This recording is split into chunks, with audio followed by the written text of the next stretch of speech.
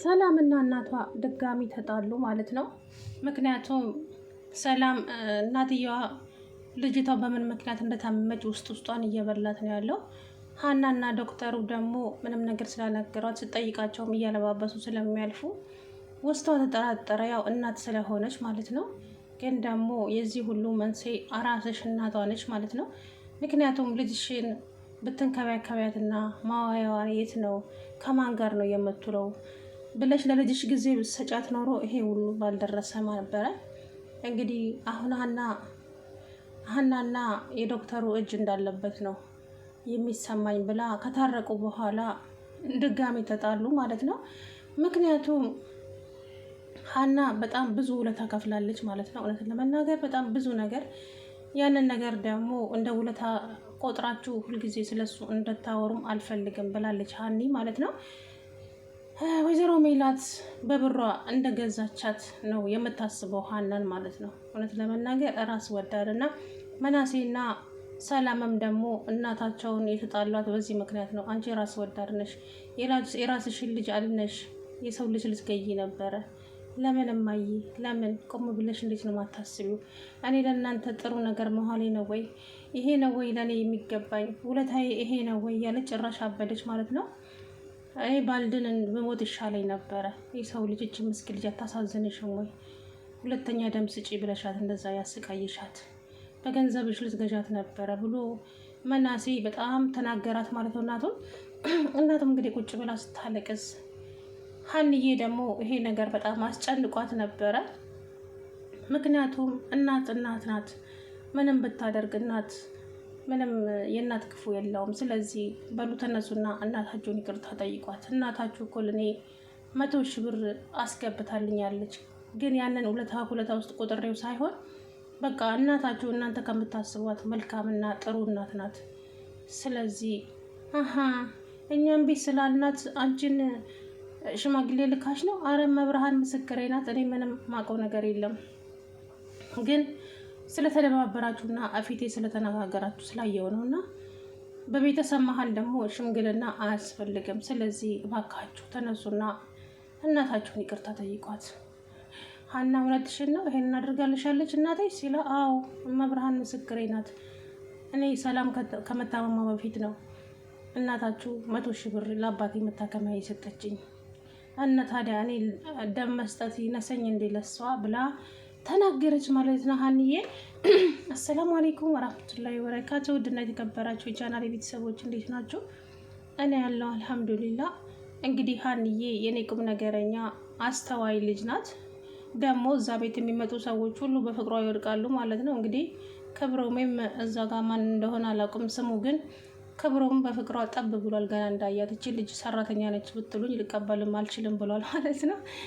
ወይዘሮ ሜላት ደግሞ ከሀና ላይ አይንህን አንሳ፣ መስሪያ ቤት ያሉትን ሴቶች ጨርሰ፣ አሁን ደግሞ ሀና ላይ አይንህን ጥለሃል፣ ነግሬሃለሁ። ከሀና ላይ አይንን ብታነሳ ነው የሚችል። እኔ በሀና አልደራደርም፣ ሰራተኛሽ አይደለችም ወይ ሲላት፣ ትሆን ግን በሷ እንድትመጣብኝ አልፈልግም ብለዋለች ማለት ነው። እንደዛም ሆኖ መናሴ ክላስም ገብቶ ስልኳ አለክ ምናምን ሲለው የለኝም ብሎ ፊት ነሳው ማለት ነው መናሴ። ምክንያቱም ባህሩን ስለሚያውቀው ማለት ነው። ሀና ደግሞ እትዬ ካላስቸገርኩት የሀሴትን ፎቶ ያሳዩኛል ብላ በደስታ ነዋ ብላ ልታሳያት ስትል ወይኔ እንዴት ደስ እንዳለኝ ነበረ።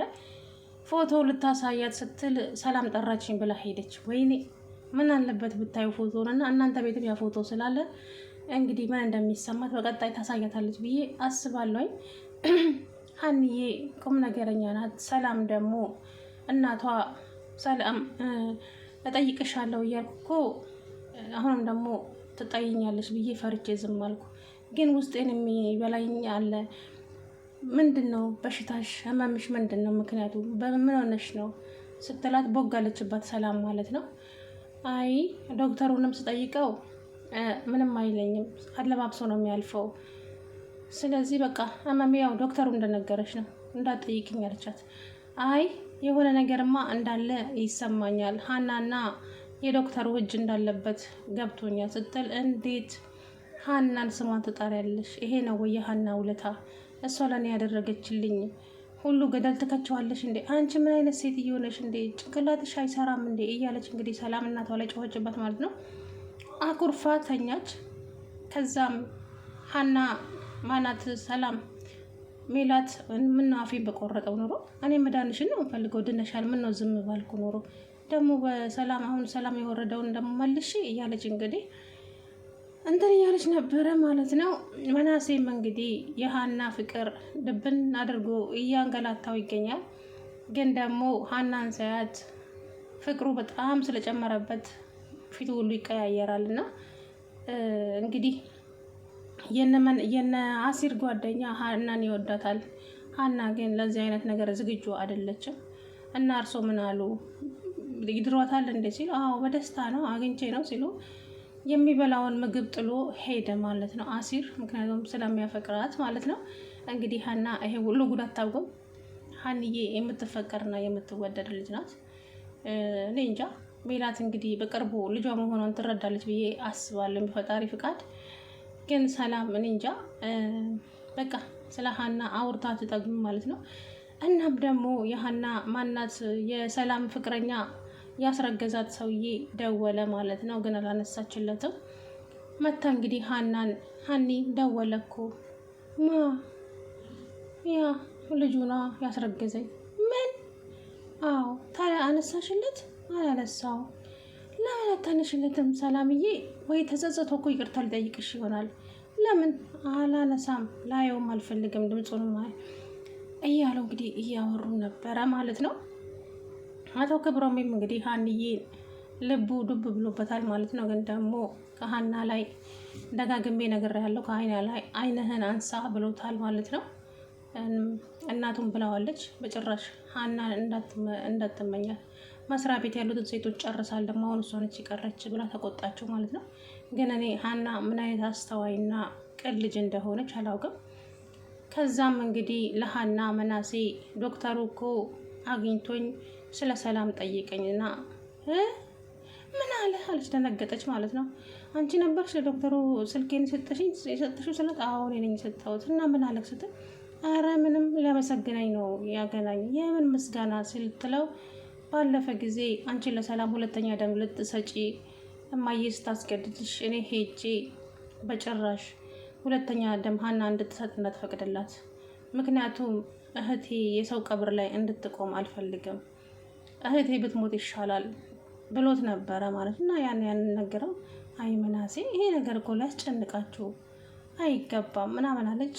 አንቺ ካልተጨነቅሽ እኛ እንጨነቃለን፣ ሀና ምን እየሆንሽ ነው አለ ማለት ነው። እና ሀንዬ ብቻ ሜላት ደግሞ እች ልጅ የሆነ የራሴ ስጋና ብቻ የሆነው ስሜት ይሰማኛል እሷን ሳያት እያለች እንግዲህ አባትሽንም እንድታስተዋውቅኝ እፈልጋለሁ ስትላት፣ ኧረ ምንም ችግር የለም እትዬ አስተዋውቅሻለሁ አንድ ቀን ብላለች ማለት ነው። እንግዲህ